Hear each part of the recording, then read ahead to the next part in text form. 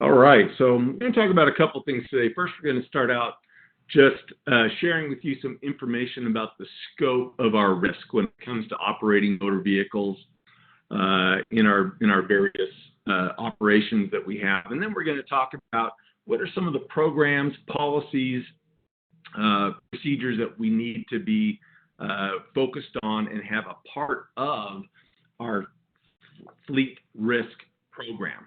And we'll do some review on some of the federal requirements for CDL operators, those that are licensed to operate commercial vehicles. So when we look at this, we have a pretty significant challenge in that operating a motor vehicle is one of the most dangerous things that we do every day. And it doesn't matter whether you're a big city or a small town or a district or a county, we all are operating motor vehicles, and there is a significant risk out there. Nationwide, motor vehicle accidents are the number one cause of an occupational fatality. Someone who dies on the job. That is the number one, cause of death for us when we're at work. Last year in Utah, 270 people lost their lives on Utah highways. Nationally, that number is in the range of 40,000 people a year losing their lives on the highways out there. We're looking at about $2.7 million that our pool alone pays out on average per year. And this is looking back over the past 5 or 6 years. And so that's a significant chunk of the premium dollars that you pay in, for your insurance that goes to covering the cost of these motor vehicle incidents. And so this is a significant risk for safety, life, and also, a financial risk for us as well. The average over the last 5 years, the average auto liability claim that we see come in here is about $7,200. So if you call to open a claim on auto liability, that's kind of the average where they're going to go. But they could be anywhere from a few $100s all the way up to $5 million. And we've seen a couple of those $5 million claims within the last 5 or 6 years. And so that's not something that's just kind of maybe might happen out there. Those type of events do actually happen, and we see them. Hopefully we don't see any more. That would be the goal, is to not have any of those major catastrophic incidents, but be aware that they do happen, and they happen to us. They happen to fellow members of the trust right here in Utah. Trust members, we have about we have about 10,000 vehicles that are insured by the Utah Local Governments Trust. The value of your average fleet is $1.4 million. So we take the value of all. Boy, I hope that frog doesn't stay with me the whole time. If we take the average value of all the vehicles insured by the number of members who have fleet coverage with us, it's $1.4 million. And so here's another significant, not just liability risk, but the value of your assets that you've got out there rolling around on wheels is a significant risk as well. And so all of this merits, control and making sure that we're doing those things that we can to safeguard these assets, to prevent the liabilities, and to also safeguard our lives and the lives of those that work with us and for us. If we look at just last year, I did an analysis of our auto liability claims and what departments were those claims mostly coming from. Number one is law enforcement. About 45% of all of our auto liability claims come from police officers and sheriff's departments. And there's a reason for that. They're engaged in higher risk driving often, and they're behind the wheel all the time. And so there are reasons why they are having the lion's share of these events. But at the same time, we need to look at these and understand what can we do to control that better. After law enforcement, then we see 13% of our claims come from an administrative department. We see 11% from a utility department. So 13% are from a utility department, whether that's public works, streets, whatever it may be. Then we're looking at, thank you, Jason, brought me a drink. Utility departments and 11%. Then after that, 9% is from our admin offices. So those 4 types of operations, represent most, probably 80% of all of our liability claims that we have. If we look at that number 1 department, the law enforcement, you think, okay, well, a lot of those crashes probably happen because we're out chasing people. Well, that's, about the number 3 cause of an accident that we have in law enforcement departments. Is a pretty even split, though, between pursuit accidents and accidents that happen while we're responding, while we're on our way to a call. So you have an officer or a deputy that's running code, lights and sirens, and they have an accident getting to where they're going. And so that's probably about 1/3 of all of the claims that we have with law enforcement. But the vast majority, or about 65% of all the claims that our law enforcement departments have, don't involve any particular thing that has to do with law enforcement. They're having just the same kind of accidents that any of us have, backing into a parked car, into a pole, things like that. And so, as you can see, even though a lot of our accidents come from the law enforcement departments, the majority of those accidents are still those things that should be able to be controlled with normal defensive driving training, being aware and not distracted behind the wheel. And that really just kind of goes for all of us. That distracted driver is probably the biggest problem that we have out there on the road. If we actually break it down into what kind of accident actually occurred, the number 1 cause for us in our pool last year was where the insured vehicle, our vehicle, backed into another vehicle or an object that wasn't moving. So there's no excuse for that. We need to know what's behind us. Well, we need to get out and look and see what's going on. But that's the number 1 thing that we run into.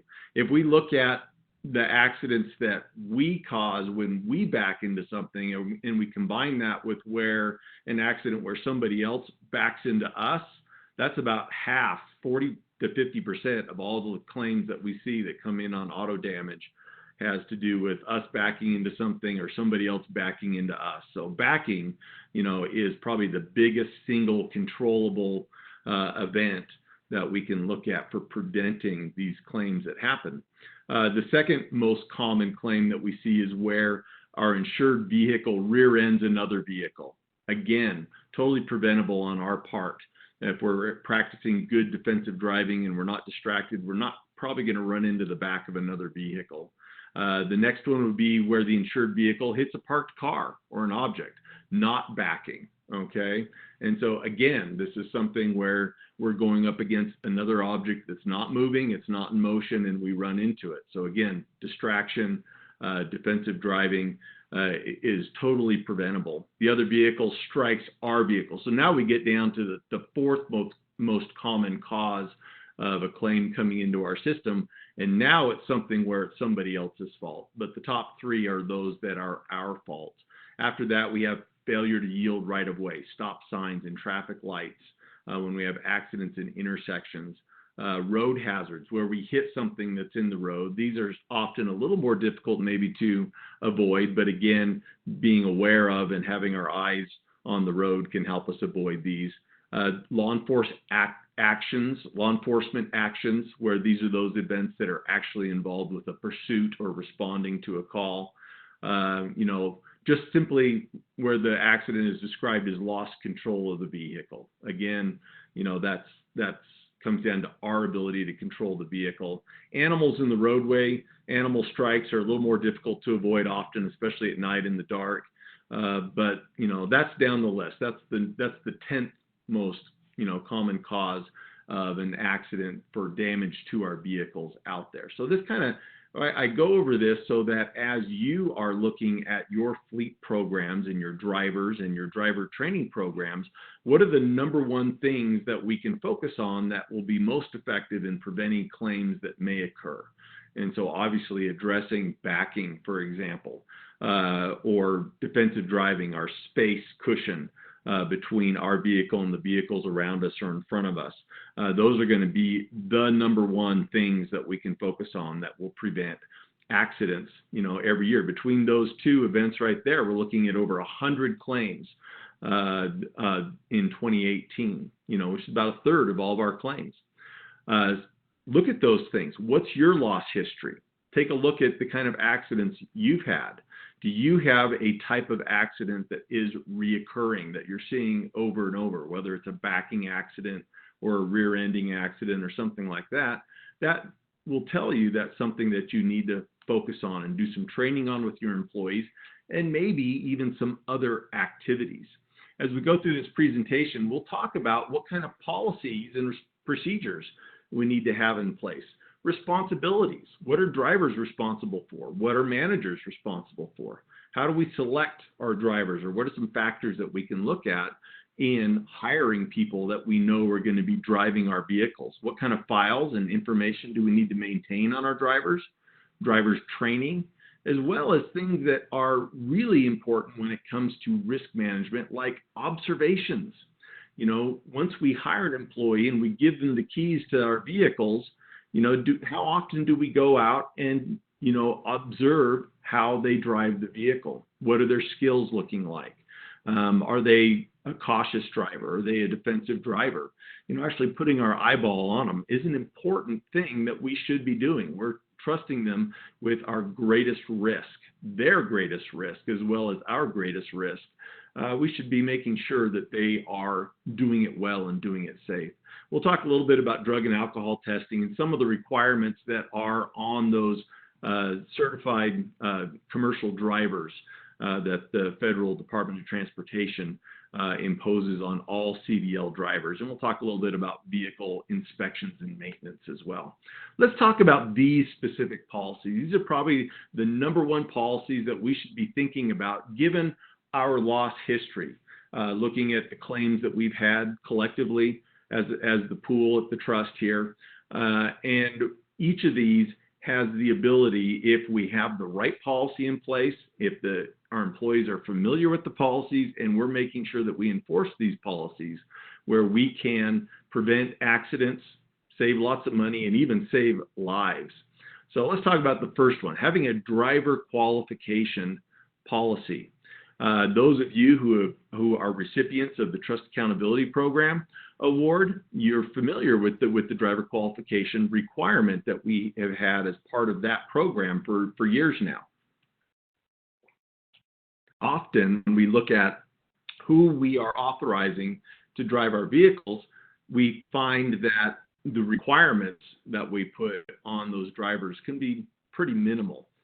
When we started introducing you to the driver qualification program about 6 years ago, most of you had a requirement that your drivers needed to have a valid license and they needed to have the appropriate endorsements for the vehicles they were operating. And that was basically it. You didn't really have anything else in the way of qualifications for most of the drivers that are out there. We are currently monitoring with those of you who are participating in our required MVR monitoring program. We're monitoring over 14,000 drivers in the pool right now. And we probably have more drivers than that. It's probably closer to, maybe even up to 20,000 drivers possibly in that are operating our vehicles here in the pool. So this is really important that we look at what do our drivers, what are their qualifications, what do their skills and abilities look like? So beyond having a valid license and appropriate endorsements, let's have a standard that's higher than just a valid license. You can get a license pretty easily. 16-year-olds go out there, they get 40 hours of training, and they get a license, and they're on the road. And to have a valid license, that's about it. To have a CDL, there's some more requirements that go into, what they need to have. But for just your standard operator's license, there's not a whole lot there. So let's have a higher standard. And what does that look like? Do we require them to have a clean driving record? Do we require them to be accident-free, or maybe some combination? Maybe it's okay if we occasionally see something on their driving record, or maybe one accident, doesn't take away their driving privileges, but there needs to be something that we're looking at to say we're going to hold you to a higher standard. If there's a problem, if they get too many tickets on their driving record, or if they've had too many accidents, we need to be taking prompt action with regards to that driver. We need to be giving them warnings along the way and maybe even taking away their driving privileges. And for many employees whose jobs require that they be able to drive the vehicle, that may actually mean their jobs may be on the line. If you have someone who is operating commercial vehicles that meet certain definitions, then they need to maintain that CDL driver's license, which has some specific requirements that goes along with that as well. Here's what kind of risk we're looking at when we have people driving our vehicles that have many citations on their license. If we look at statistically over a 3-year period of time, drivers who have one ticket on their license are almost 50% more likely to have an accident in the next 3 years. Drivers who have 2 tickets on their license are 86 or almost twice as likely to have an accident in the next 3 years compared to the driver who has no tickets on their license. A driver with 3 tickets is more than twice as likely to have an accident in the next 3 years, and a driver with 4 tickets is 136% more likely to have an accident in the next 3 years compared to a driver with a clean driving record. So lots of times when we're looking at this in terms of a policy, many of our members will say, well, we don't want to look at their driving record and not hire them because of something that they've done off the clock. It was something they did on their personal time. So let's say this person has 4 tickets on their driving record. Those tickets all occurred while they were driving their personal vehicle off the clock. But really ask yourself a question and be honest with yourself. Do a person's driving habits change just because they've clocked in? And I'm going to contend that they don't. I contend that the driving record, whether the violations occurred on or off the clock, are an indicator of what kind of driver that person is. And this representation here shows you what kind of risk we're accepting if we're willing to have a driver operating our vehicles who does demonstrate, that they are not as safe as other drivers. And it's significant. Currently, we are, like I mentioned, we're monitoring actually close to 15,000 drivers where we monitor those driver's licenses every month, and we send you those reports on a monthly basis so that information is available to you. This is a great way to be able to identify and control that risk of how safe of a driver. Now, drivers that are aggressive or they're not safe, there's no guarantee they're always going to have tickets on their record. That's why we need to be paying attention to how they drive in addition to what their record looks like.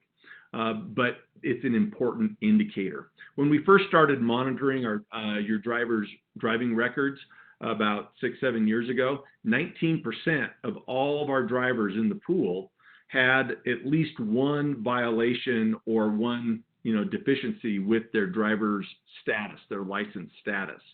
Today, after we've been monitoring these drivers for 6 years and providing you with reports every month that you can use to gauge your risk and help you talk to your drivers about their driving record, now that what we call the violator rate is dropped down to 11%.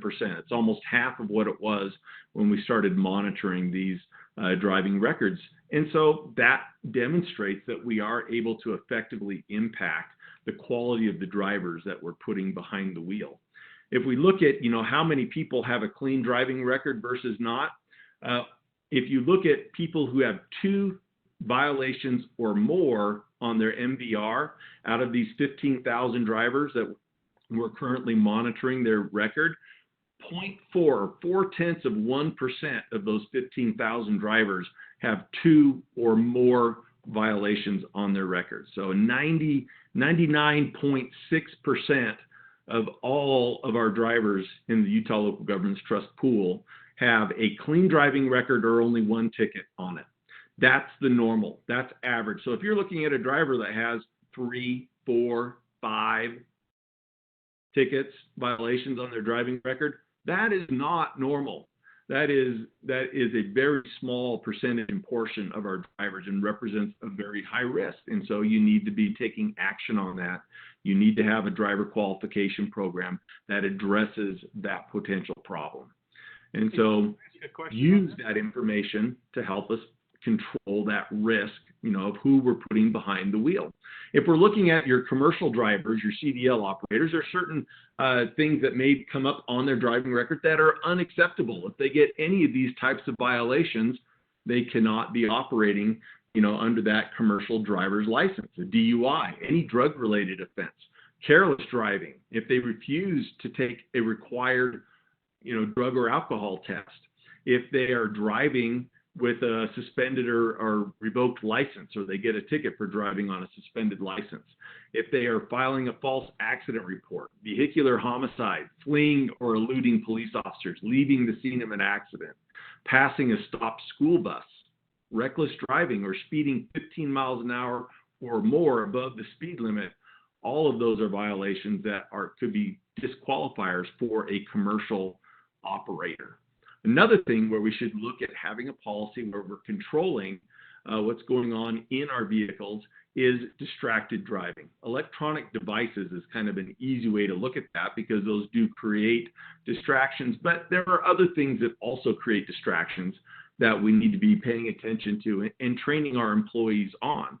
So you may have a policy that says something like this, we have zero tolerance regarding using a cell phone while driving any vehicle for work purposes.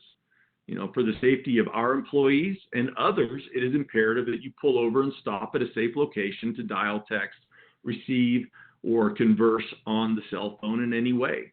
So you can have a policy that has something like that. But indeed, we should have zero tolerance for operating and manipulating those electronic devices when we're behind the wheel. In fact, we can look at studies that actually have demonstrated and measured the risk associated with using these electronic devices when we're driving. If you're using a phone, whether you're holding it or just using a Bluetooth, if you're using a phone while you're driving, you're 4 times more likely to have a crash than someone who's not using a phone.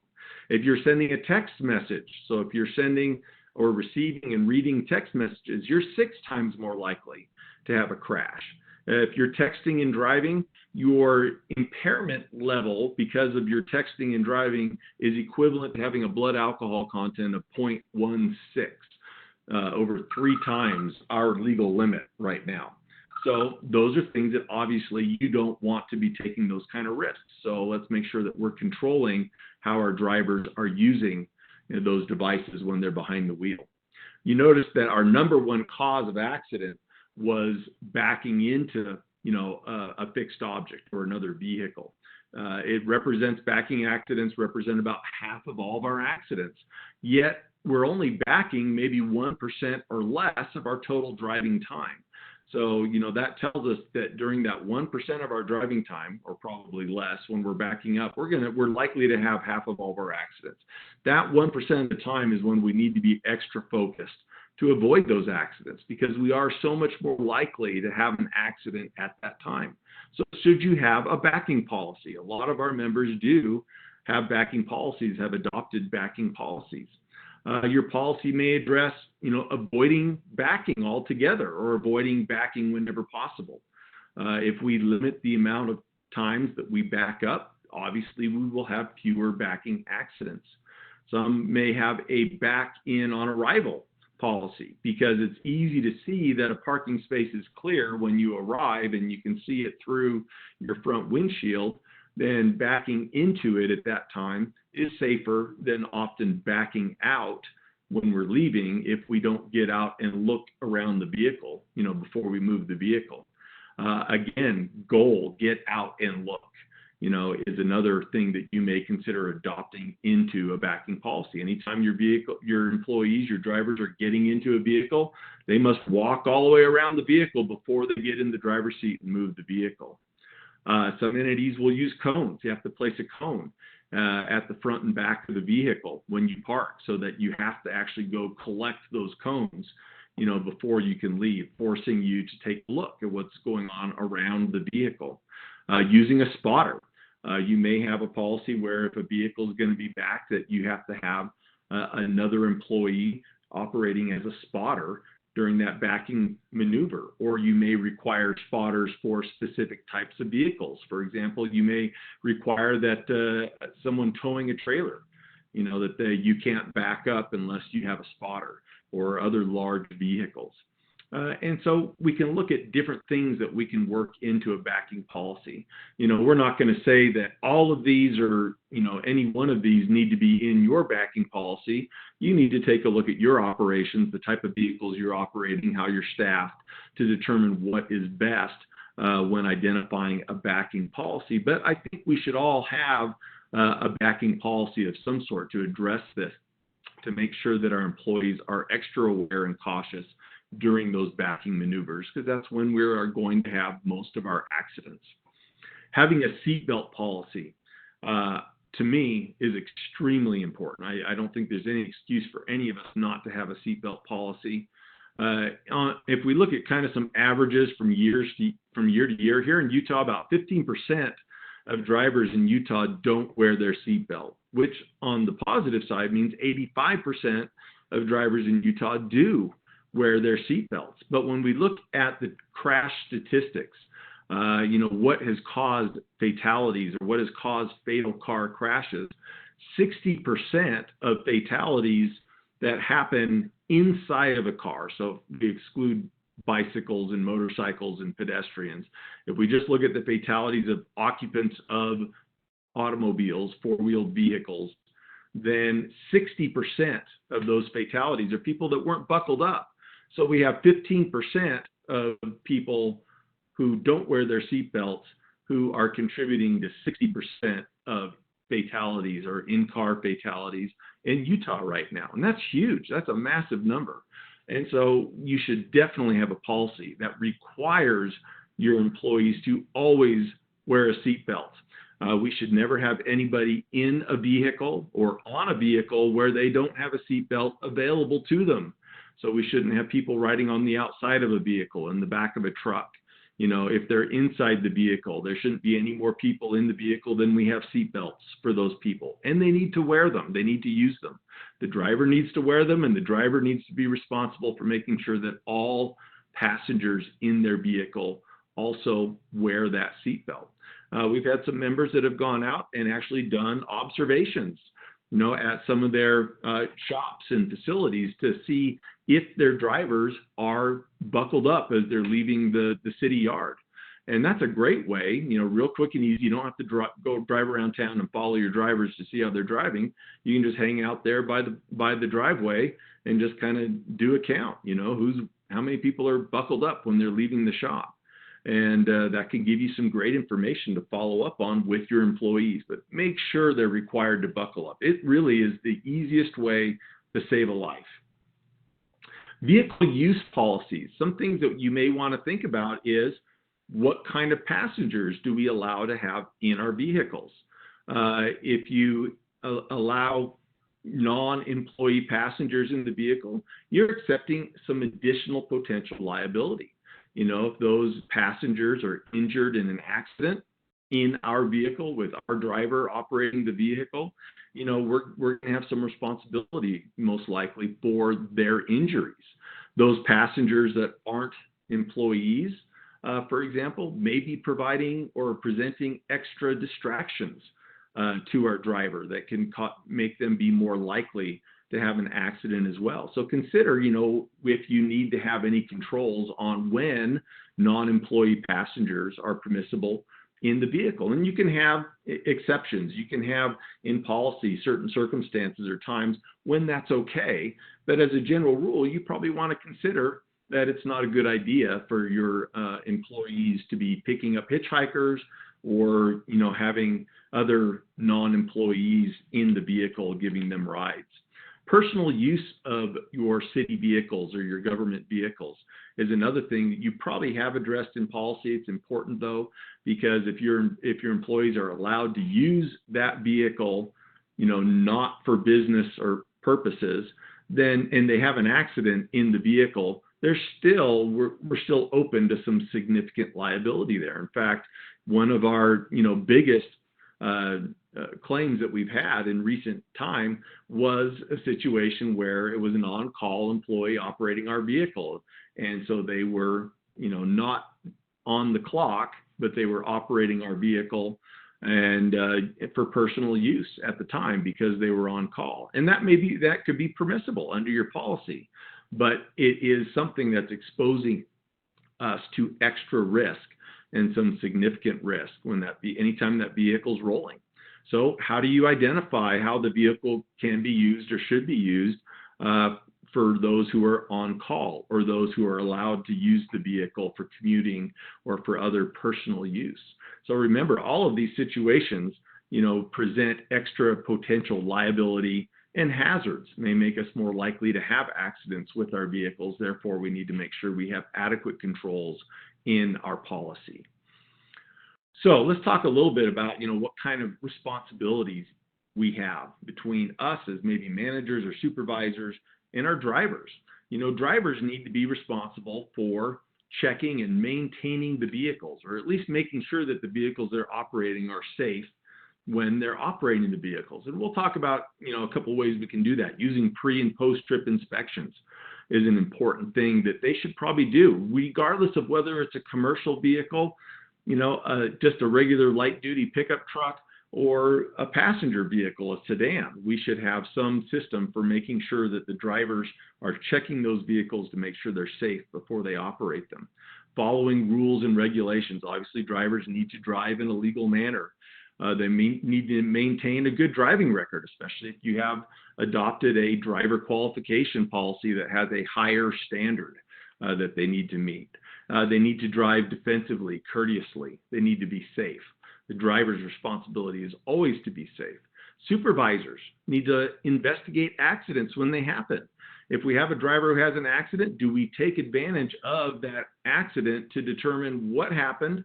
And is there something we can do different, not just with this one driver, but throughout our entire fleet program to avoid reoccurrences of that same kind of accident in the future? So we need to investigate accidents. We make sure our drivers are trained, that they've had the required training for the job that they're doing, and that they've had defensive driver training, and that they understand what it means to be not just a safe, but a defensive driver. So conducting that training, supervising and making sure that that training is actually being followed. We can train till we're blue in the face, but if we don't go out and if we don't make sure that the training principles are actually being implemented, the training doesn't do us any good at all. So we also need to make sure as supervisors that safe driving, is part of maybe a performance evaluation at the end of the year. Is this driver a safe driver? How safe are they? And let that be a part of their performance evaluation so it means something to them. Management, we need to make sure that we're looking at the policies and procedures we have in place. Backing, for example, do we have a backing policy? What is our driver qualification policy? Are we verifying that supervisors are conducting the training?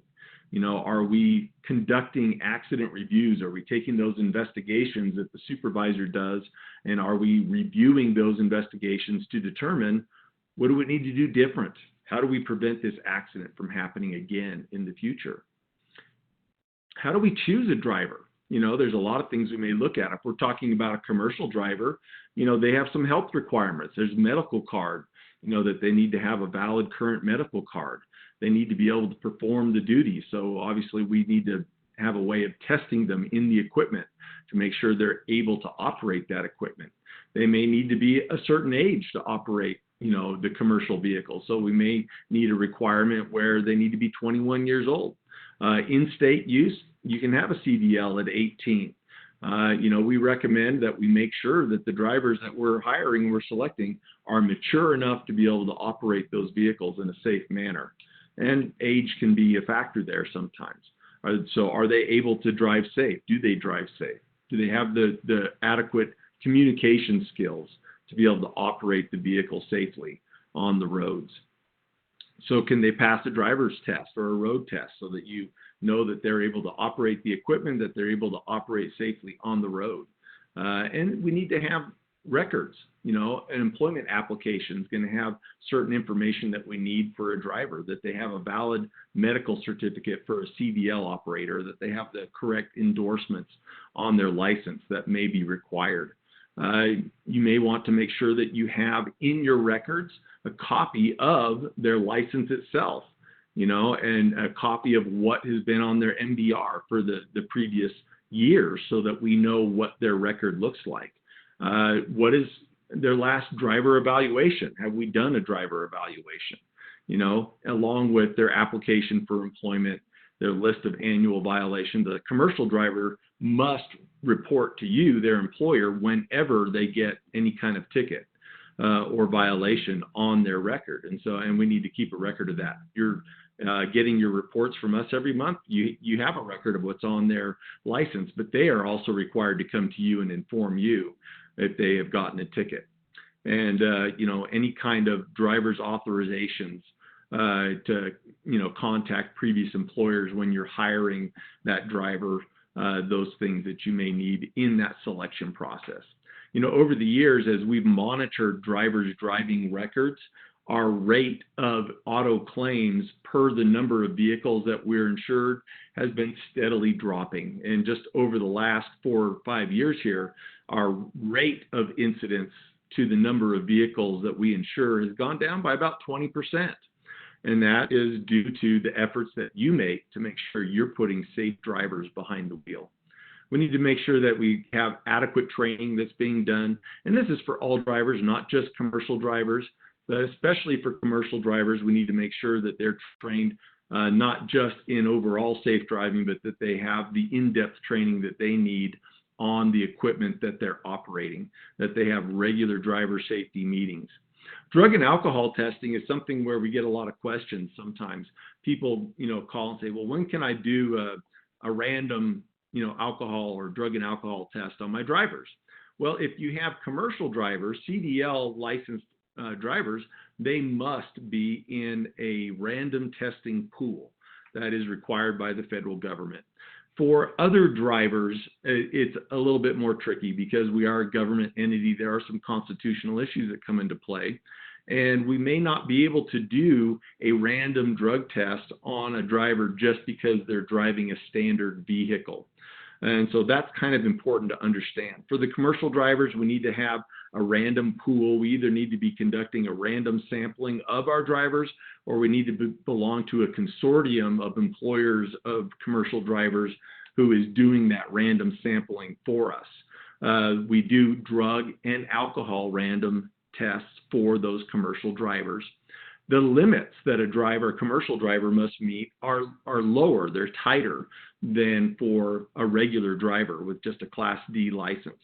There may be requirements in there for rehabilitation if there's a violation of, the policy because of a failed drug test. Examples of these tighter limits: a commercial driver cannot report for duty if their blood alcohol content is 0.02 or greater. So that's pretty low blood alcohol content.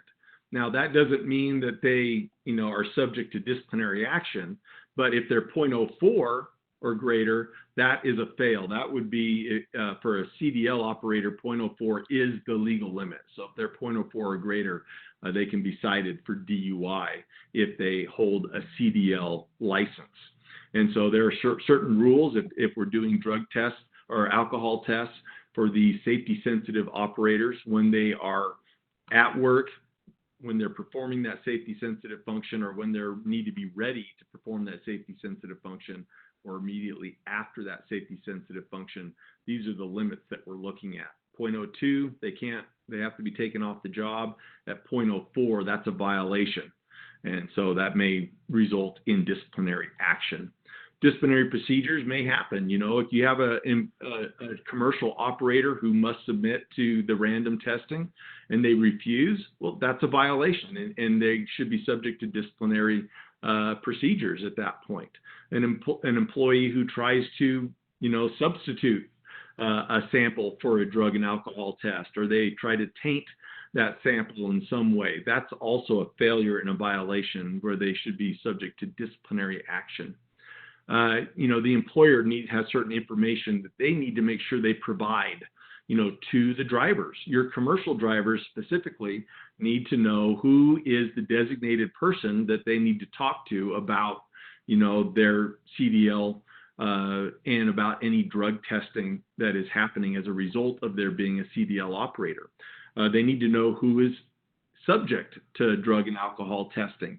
They need to be informed on when the driver has to be in compliance, immediately before, during, and after driving, for example, for a commercial driver, or when the person needs to be available to drive is when they need to be in compliance.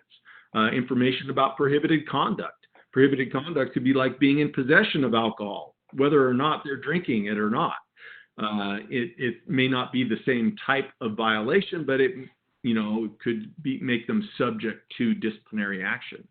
And under what circumstances are drivers tested for drugs and alcohol? And often we think about the random sampling, but remember, you can always do a reasonable suspicion determination on any driver. In fact, if you have a drug and alcohol policy, a zero tolerance policy in your entity, you can do a reasonable suspicion determination drug or alcohol test on any employee.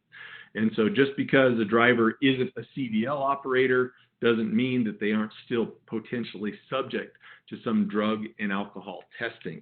And they need to be aware of that and be aware of what those testing procedures are and what the safeguards are in place so that they know that they would get in trouble if they try to adulterate a sample, for example, that's a violation. Employer provided information also needs to cover requirements that when the driver has to submit to testing, what constitutes a refusal, the consequences of a violation, the consequences of being at 0.02 or more or 0.04 or more. What's the information they need to know about the effects of drugs, employee assistance programs and management referrals for rehabilitation, for example, are all things that may be a part of your policies that your drivers need to be aware of. What do you do when there's been an accident?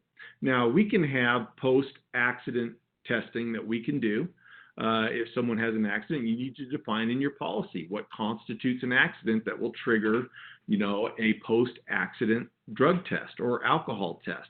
However, the Federal Department of Transportation has certain requirements that apply to CDL operators. And so if they've been in an accident and they're cited in that accident, within 8 hours, then, there needs to be a test done. And also, if they're in an accident and the driver hasn't submitted to a drug or alcohol test within, a 2-hour period for alcohol or an 8-hour period for drugs, after that accident or after the citation is issued, then you as the employer has to explain in some documentation why that test wasn't conducted when it should have been.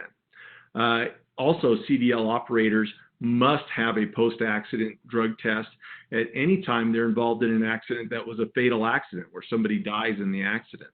So if the driver receives a citation within 32 hours of that accident, that becomes that required testing as well. If someone's bodily injured to the point where they have to be transported to the hospital or for medical treatment, that would trigger a post-accident drug test. Or if the driver if the damage to the vehicles is such that one of the vehicles had to be towed from the scene, that would require a drug test for that commercial driver. So make sure that you're familiar with those rules that apply to your CDL commercial drivers with regards to those federal standards. There may be certain situations where post-accident testing is not required. Again, make sure that we're familiar with those rules.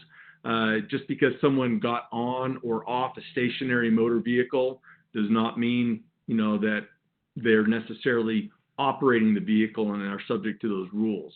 If they're loading or unloading the vehicle, then those rules may not apply for, when that CDL operator is subject to those mandatory testing requirements, for example.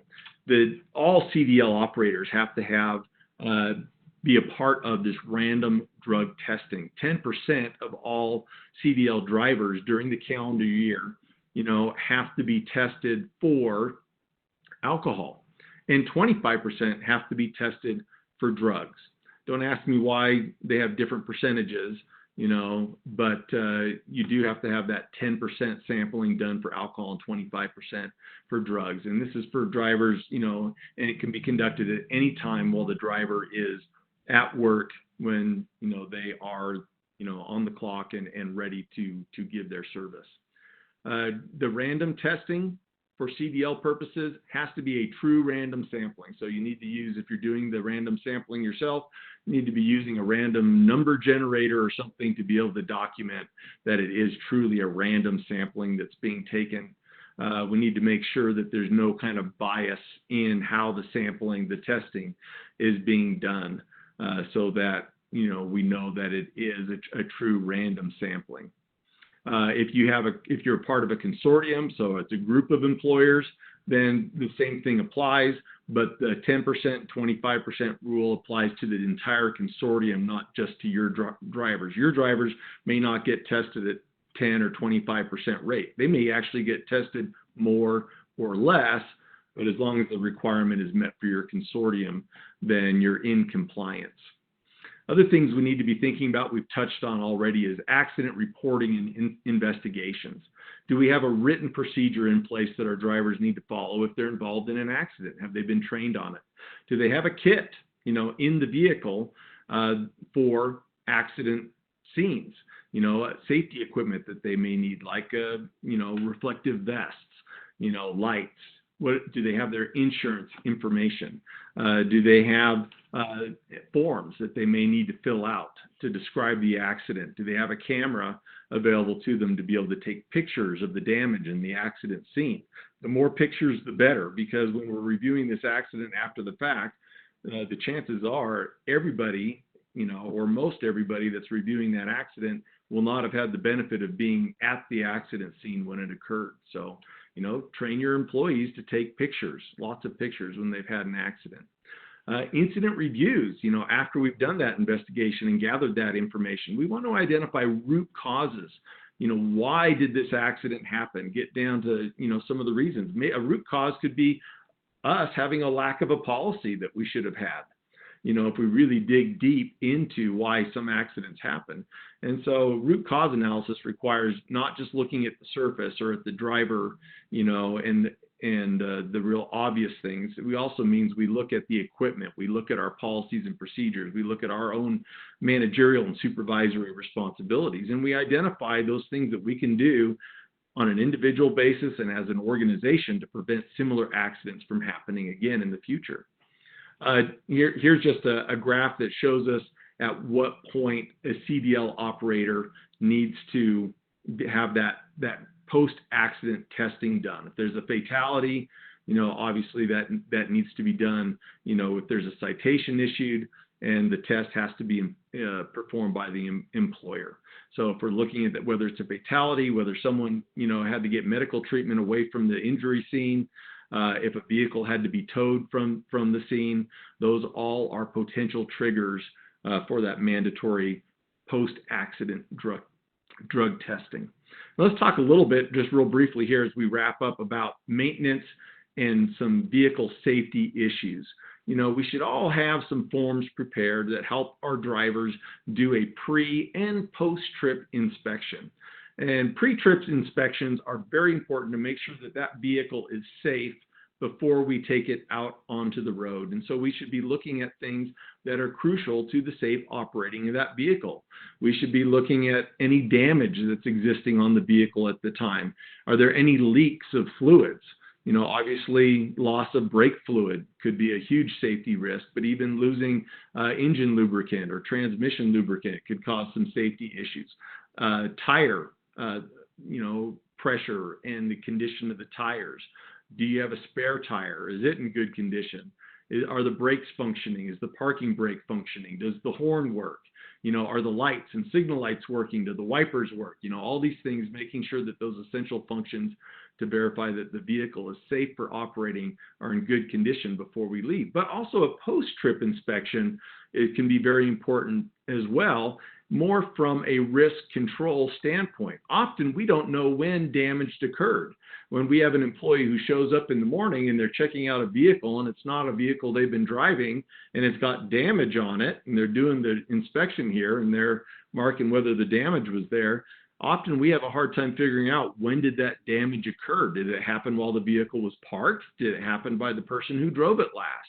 If someone doesn't say something when an accident happens, how do we actually track it back to find out who was responsible and what happened so that we can avoid, that happening again in the future? So post-trip inspections can be a very valuable tool if you have that driver required to document the condition of the vehicle at the time they return it at the end of the day. So if we have a pre-trip inspection and a post-trip inspection and the driver's doing a thorough inspection, not only do we have documentation showing that we're doing our part to make sure the vehicle's safe on the road, but we're also providing ourselves with documentation that helps us identify what happened, if and when damage does occur to that vehicle. So when we're looking at maintenance, do we have qualified mechanics who are doing the maintenance on our vehicles? Do we have an out of service procedure? If a vehicle shouldn't be driven because it's not in safe condition, how do we in effect do a lockout tagout on that vehicle and make sure that it's not being used? Pre and post trip inspections, like we just mentioned. The history folder on the vehicle, we should know what maintenance has been done to it, and by that we can also extrapolate what hasn't been done to that vehicle that maybe should have been done. Do we have repair orders documenting the vehicle's maintenance history? Do we have shop inspection reports where the mechanic does a more detailed multi-point inspection on the condition of that vehicle? And do we keep these logs? These are all ways that we can not only make sure that our vehicles are in good condition and safe, but should we have an accident or a liability claim come up, we can also use the same documentation to demonstrate and prove that we are being reasonable and prudent in the operation of our fleet program and of these vehicles. We can demonstrate that we are keeping these vehicles safe. One thing to kind of keep in mind and remember is on the heavy vehicles that have air brakes, there are requirements for the adjustment on those air brakes. And your drivers, may need to be tested, certified and tested on their ability to adjust those brakes. We do see the Highway Patrol out there stopping a lot of our heavier vehicles and actually testing the adjustments on the air brakes. And if they're out of adjustment, that can mean a citation, for that driver. So, as part of our pre and post trip inspections, we should be considering, where we are making sure that our air brakes are being checked, tested, and properly adjusted. If you're transporting hazardous materials, there also are, in addition to, there's CDL requirements that we may need to meet, not CDL, DOT requirements and environmental requirements that we need to have placards on those vehicles to make sure that it's known what the hazardous materials are on those vehicles. We need to make sure that our drivers are trained in how to handle, how to transport, how to load and unload those potentially hazardous materials, make sure that they have the proper shipping papers, making sure that they understand the procedures if there's an accident or a spill.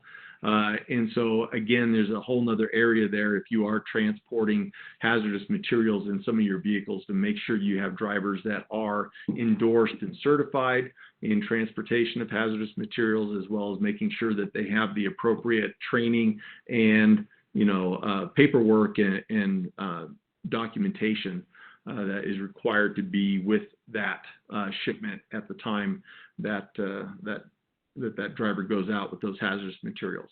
So again, take a look at what kind of policies and procedures you have in your organization with regards to the operation of your vehicles, and think about some of those policies and procedures that we should probably all have, like backing policy, wear a seatbelt policy, mobile device policy. Those are all really important. Make sure that everybody understands what their responsibilities are in your fleet program, from the driver to the supervisor to the management to the mechanics. How are we doing our driver selection? Are we doing our due diligence? Do we have a higher standard that we require to make sure we're putting safe drivers behind the wheel? Do we have proper documentation for those drivers, any requirements that may follow those drivers or their training? Observations. Are we conducting observations to make sure that our drivers are actually operating in a safe manner, following their training and your policies and procedures? What kind of drug and alcohol testing programs do you have in place? If you have any questions about those, what is required for your drivers, or what can you require of your drivers, feel free to give us a call and we can talk to you about your specific organization and what kind of requirements you can have or you may need to have for your organization. Make sure you have a procedure for doing accident reviews, accident investigations, so that we aren't repeating the same kind of accidents over and over. Let's share our lessons learned. Let's update our policies and procedures. Let's do something different, to prevent those accidents from happening in the future. Make sure our drivers are inspecting those vehicles. Make sure our mechanics are inspecting those vehicles, and make sure that we have vehicle maintenance schedules in place that are documented and being followed, so that we can prove that we are doing our due diligence to make sure that we're operating safe vehicles with safe drivers on the road. Got any questions out there? We do, Doug. Got a number of questions here. Going back to the first, I couldn't get a word in edgewise. Going back to the first, I had a question on the top 10 causes of auto accidents. How do the trust numbers stack up against normal industry around the country and private drivers? Well, I can't answer to each one of those causes, but I can tell you that organizations that operate large fleets like UPS or FedEx, when you look at their incidence of backing accidents, it's right there kind of in that same range. Those organizations also report that about half of all their auto collisions happen with a backing maneuver being performed. So on that one, I know that's pretty normal. All right, great. Next question is on doing motor vehicle records checks, and asking about if our MVR checks are only Utah, or can we see stuff from other states? Yeah, our MVR checks are only for Utah. We don't have access to other state systems. We do have our web-based platform app that we do our MVR checks is tied right into the Utah driver's license division, and we only have access to Utah driver's license information. So if you have a driver, if you are in Washington County or Grand County, San Juan County, or someplace where you're close to a border, and you've got employees who live in Colorado or Arizona or Idaho, your policy should probably require those drivers to at least annually provide you with a printed copy of their MVR record from the state that they're licensed in. Be aware, when I look at these records, I see a lot of people whose license status, their Utah license status, shows as moved. And if we actually look at what was on that record for that license before they moved and got a license in another state, they had a horrendous driving record. And sometimes it looks like people who live close to the border find a way to get licensed in another state after they've destroyed their Utah driver's license, in effect, with DUIs or some other, really bad driving records. And so just kind of be aware, that if you've got a driver who's living in Utah is their state of residence, they should be operating with a Utah driver's license. And just a little more specifically on that, say a Utah driver gets a citation in another state, can we see that on their MVR record? Most of the time, states have agreements between states for reciprocity of driving record information.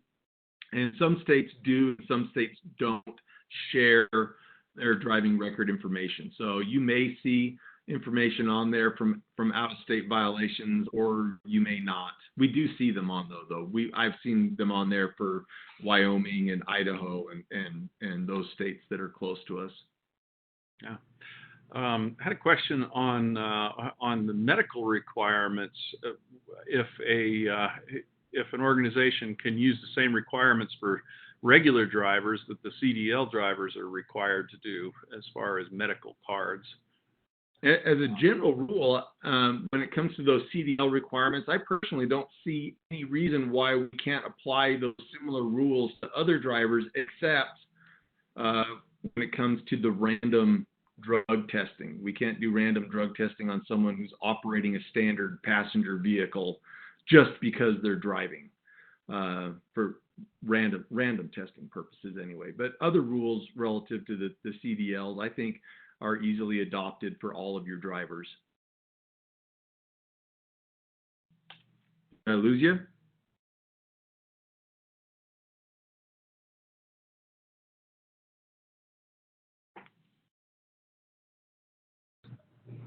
I still hear you, Doug. Sorry, you guys disappeared for a second. Now you're back. my WebEx crashed. Sorry. Apologize for that. I had to relog in. Can you hear me now? All right. Yeah. Okay. Let's see. Yeah, the one thing, and I don't know if you said this or not, but as far as requiring medical testing for drivers, many private agencies do that, and that's perfectly appropriate there. It gets a little bit sticky when we're a governmental agency doing that. So as always, I would recommend that you talk with your legal counsel before you implement any program like that. Just make sure that we don't run into any constitutional issues. Thank you, Jason. That's good advice. Let's see.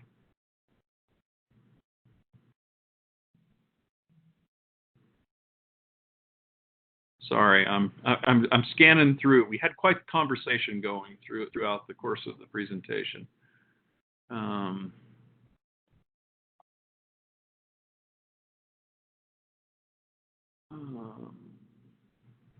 there was one more, and I can't remember what it was. I lost it. Anyway, very good job, Doug. I don't see any other questions there. Let me just check the chat. Chat's good. Tons of material, and all really important to how we operate our fleet systems out there. Good job, Doug. Any final words? Just, remember, this is the scariest, most dangerous thing we do when we put these vehicles out on the road every day. Make sure that we never take it for granted. Make sure we're always doing our due diligence and making sure we're safe, make sure our drivers are safe, make sure your vehicles are safe before they get out there on the road. And let's manage this one because it's one of our biggest exposures. Awesome. Thanks, Doug. Appreciate it. Everybody go out and have a safe day.